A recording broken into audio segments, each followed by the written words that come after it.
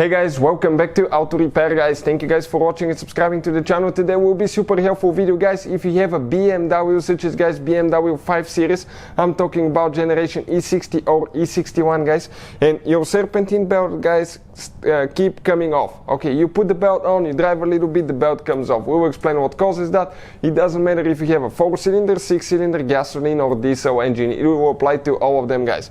Before I start, okay, and before we start working on it, let me introduce you to the channel. Every single car we get at the shop guys, we make at least 200 to 300 free repair videos. Why we do that? Because our mission at the shop is to save you as much money as we can. All we need in return, please subscribe to the channel and like the video guys, so we can keep providing that free information. Now if you want to see even more videos guys, okay, we have another channel. Okay, let me show you where you can find more diagnostics videos and how to see to diagnose your engine, codes, fuses, relays. On that channel right there guys, it will save you quite a bit of money, so please subscribe if you have a BMW. We'll share quite helpful information there about the electrical components. So with the front end being removed, we can show you with a great detail where things are. This is the N52 6-cylinder engine, but even if you have any other engines, the procedure will be about the same. There are probably at least 5 things that can cause your belt to keep coming off, so make sure you stay until the end. It could be any of those, and one of them is a reason that most people will not think about. Now guys, this is your belt. If your belt is old, okay, especially if you had an oil leak and it was leaking on the belt will get soft, okay, soft, and it will feel really bad to the touch, like gooey. And when it gets soft, it stretches easier. And if it stretches too much and your belt stretches to the point that the tensioner cannot compensate for that, your belt will be loose guys, and as a result, okay, at certain RPMs the belt can come off.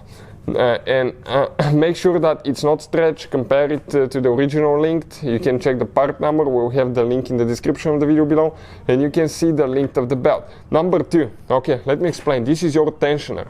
Your tensioner has a spring on the back side.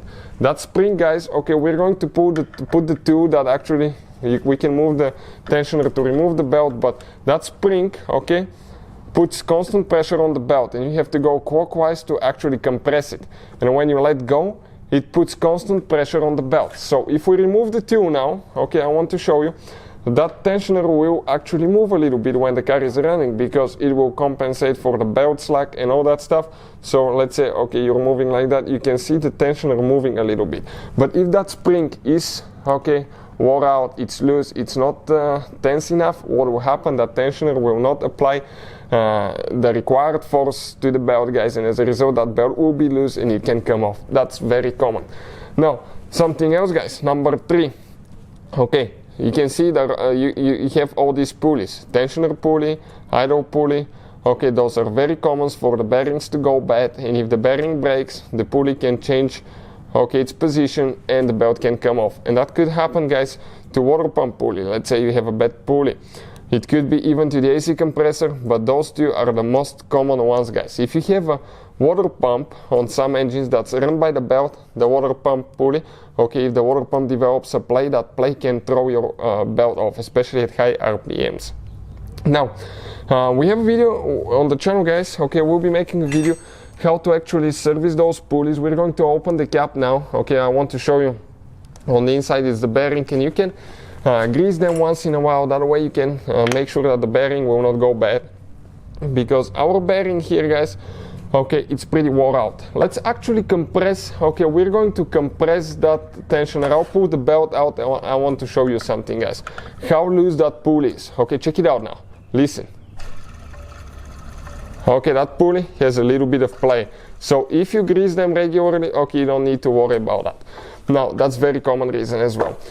Something else, okay, the crankshaft pulley right here, it has a big bushing between the two parts that runs all the way to the back. If that bushing guys actually fails, if it comes loose, if it falls apart, that crankshaft pulley will start to wobble, and when it wobbles it can destroy your belt, or it can push your belt out guys, okay, and it can even get stuck in the crankshaft seal on the back side, and it can ruin your seal as well. So excuse me guys. Now what else can cause that?